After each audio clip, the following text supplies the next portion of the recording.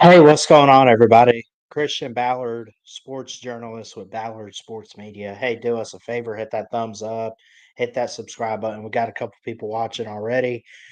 Uh, no one in the back room, of course. I'm probably not going to drop the link. I might, I don't know. I just wanted to come on here. I haven't been live in a while. I needed some time to kind of regroup a little bit. I've been trying to get a job and everything, just trying to get my life. I don't want to say get it back together. I think it's in a good position, but there's some kinks to work out. It ain't perfect, but I'll say this. Wanted to come on here and talk tonight because I got to ask, um, what what's the game plan for Alabama? What's the game plan? What should it be for Alabama in 2025? Uh, when you look at it, and we'll look at their schedule a little bit too. Um, I don't expect, by the way, to get a big crowd. If you're watching this back on replay, thank you. Please show some support for the channel and hit the thumbs up. If anything, you can comment down below your thoughts on all this. But I do want to look at their recruiting. I want to look at their schedule. And honestly, if I'm just being open completely, and again, I'm a Christian, I'm not perfect though. But can I just give a suggestion to Alabama's offense for 2025? Hear me out. Run the damn ball. That's it.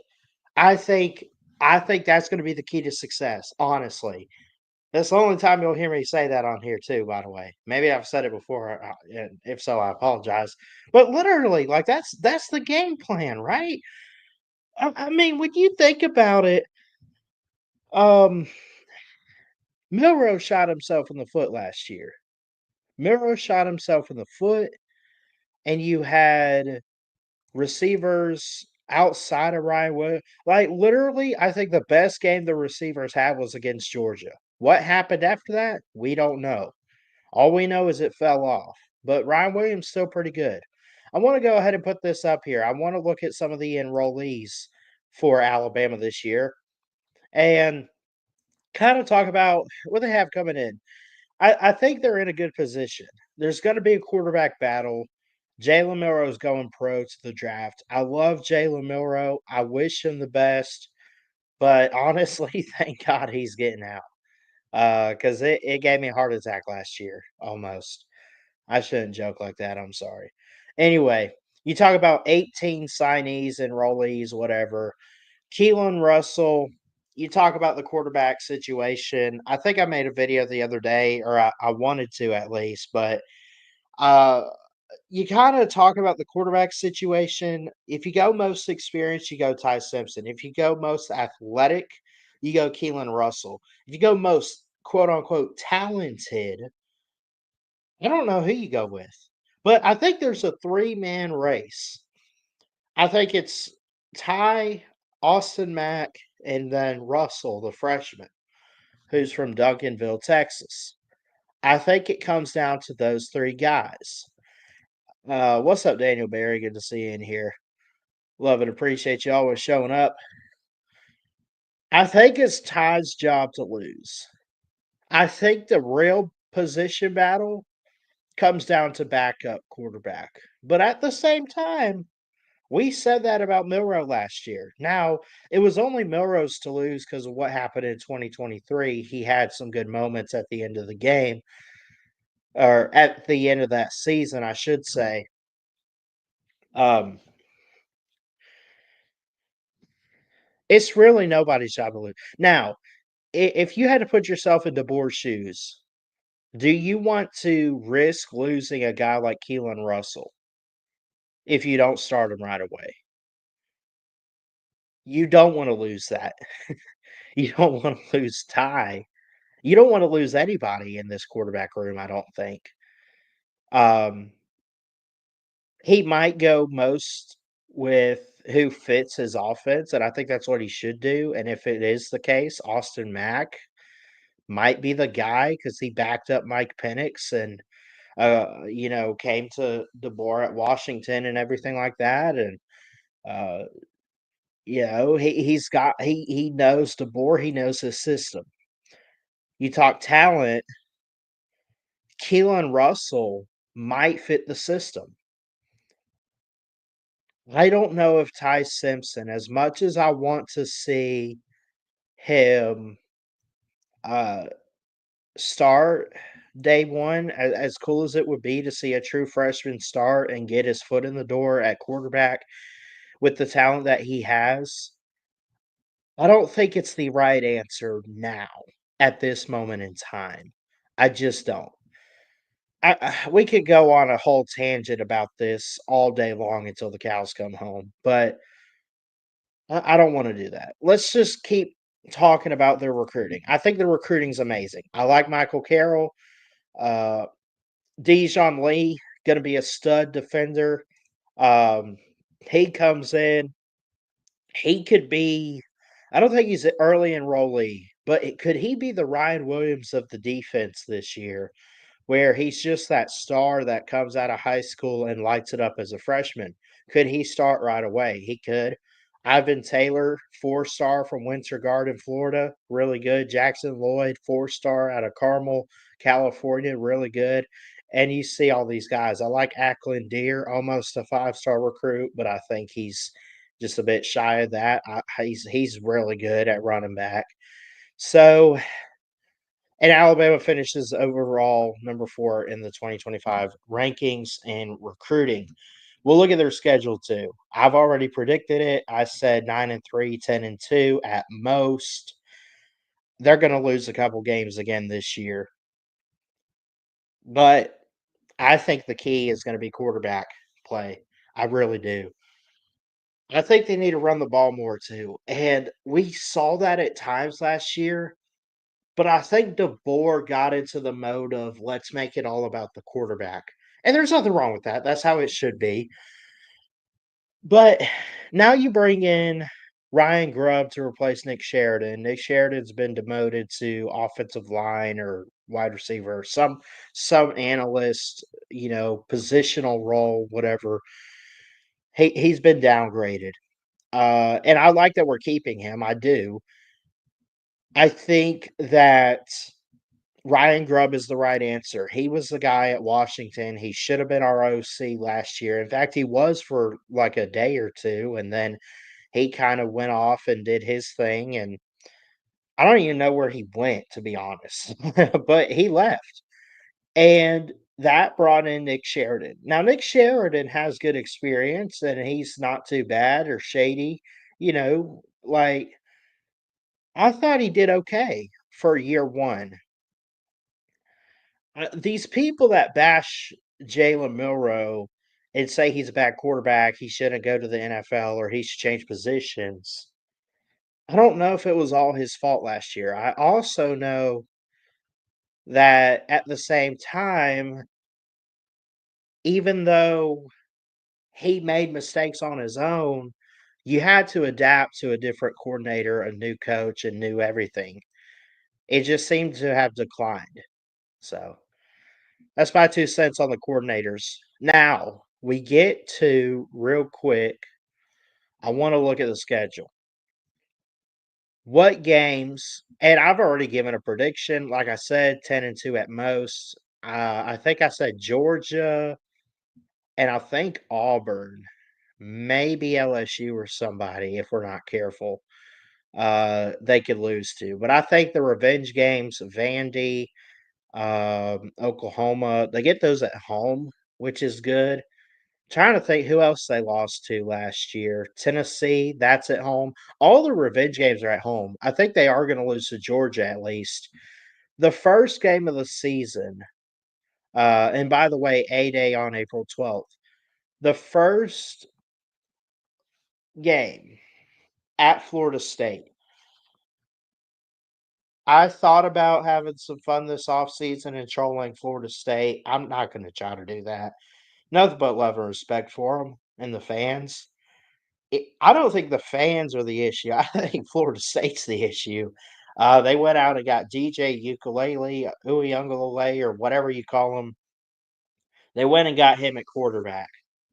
So they do that, and they're winless in the ACC. They only won one or two games last year because they spent the whole offseason as a school, as a program, crying and complaining because they missed the playoffs. They tried to sue the ACC. It failed miserably. They didn't get their way. And instead of focusing on football, they went this direction of, well, we're going to try to get this. We're trying to get out of this deal we're on. We're trying to get out of the ACC. Anyway, y'all know the story. Back to Alabama. Florida State's the opening game. This could be a good game. I don't know what to make of Florida State. I previewed them last week, and I couldn't come to like a conclusion other than I don't know. I mean, if they get their stuff together, they could be a really good team. Or we find out that they really are terrible. We'll find out week 1 how bad Alabama goes into Doak Campbell and mollywops them, I guess. ULM should be no problem. Wisconsin at home should be no problem, but we'll see what Wisconsin looks like. Georgia, obviously the toughest game in the first 4 weeks of the season, first really 5 weeks off a bye week.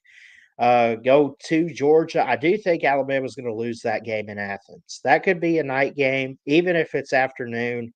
That's a tough environment, and I expect Georgia to be really good this year. Vandy, I think they get revenge. Missouri, I think they win. Tennessee, I think they could get revenge on, but they could lose that as well. They could lose at South Carolina. South Carolina looked really good late in the stretch last year. Almost had a case to be a 3-loss playoff team in that, but that didn't happen for anybody really. A bye week: LSU, Oklahoma, Eastern Illinois, and at Auburn. At Auburn, that's tricky. It is. And I don't care how the season's been for either team. That's a tough place to play. That's a high stakes rivalry. It's going to be the 90th edition of the Iron Bowl.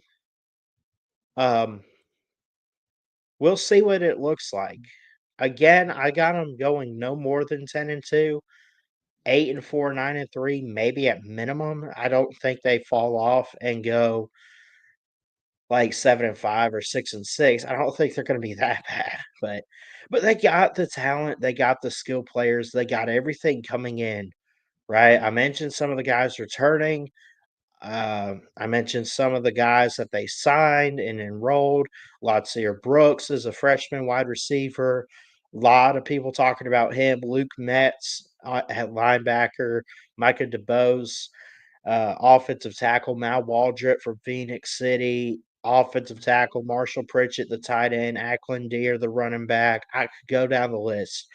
I think the recruiting is great. And no, I'm not surprised by it. I know there might be one or two of you out there that say, well, Alabama had a rough year, so they're going to fall off in recruiting. No, I don't think that's it.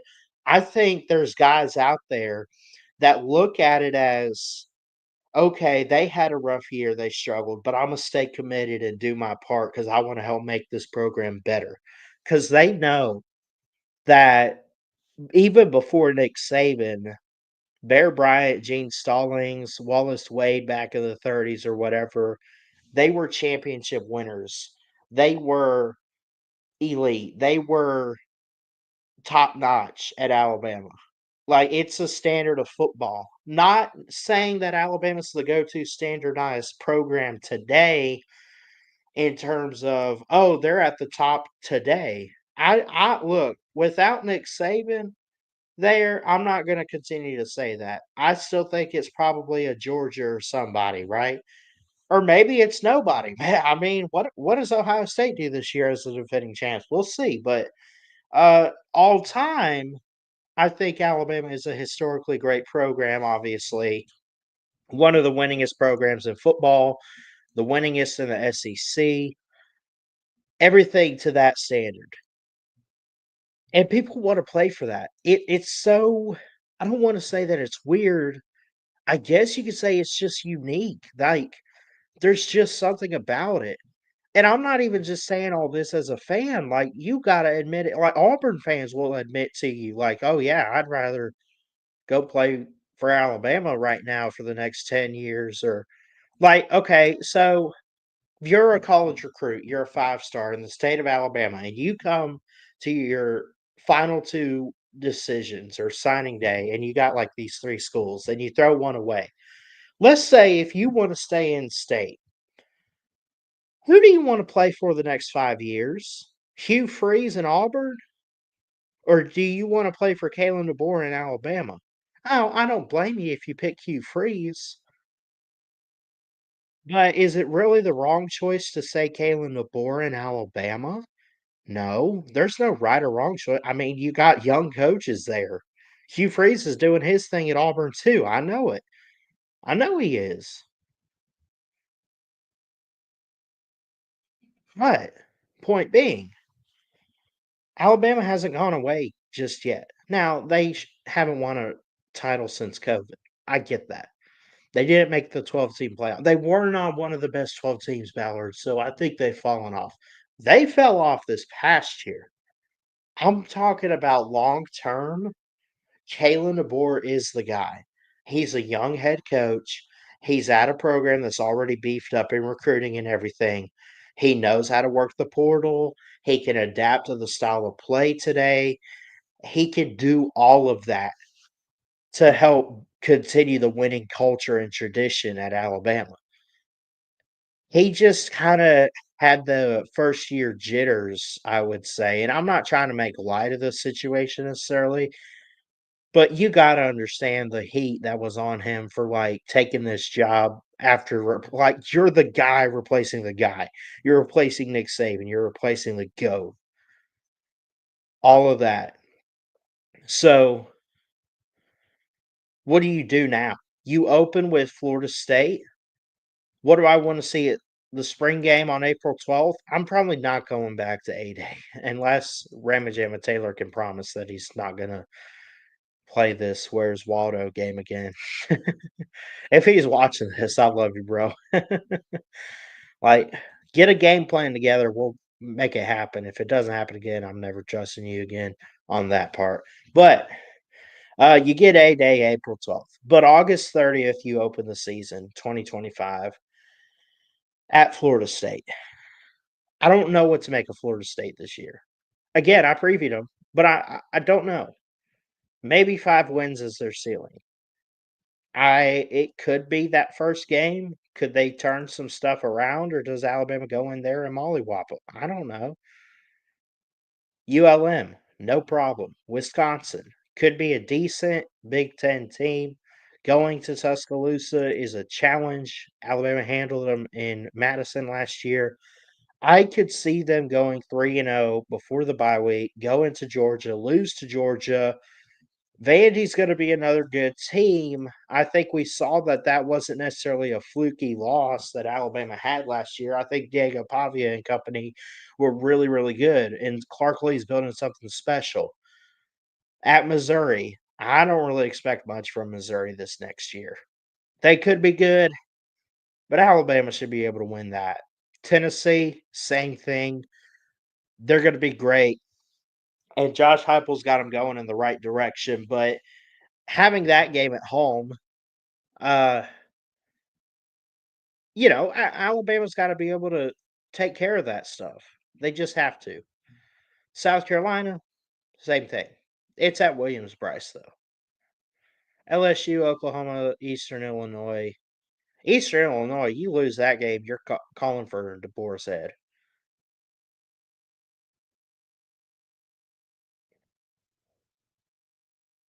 Oklahoma's gonna be homecoming.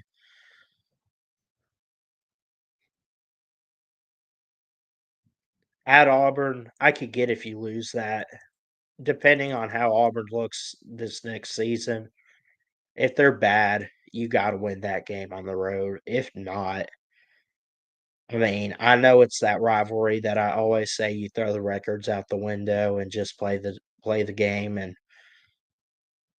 everything like that, but it's y'all gotta beat Auburn, right? Y'all got to. Got to beat Auburn.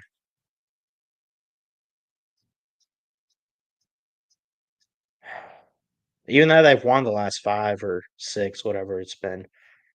6? No, 5. They've won 5 in a row. Anyway, yeah, it's, it's something. It's gonna be a good year for Alabama. Don't give up hope, Alabama fans. We're gonna be alright.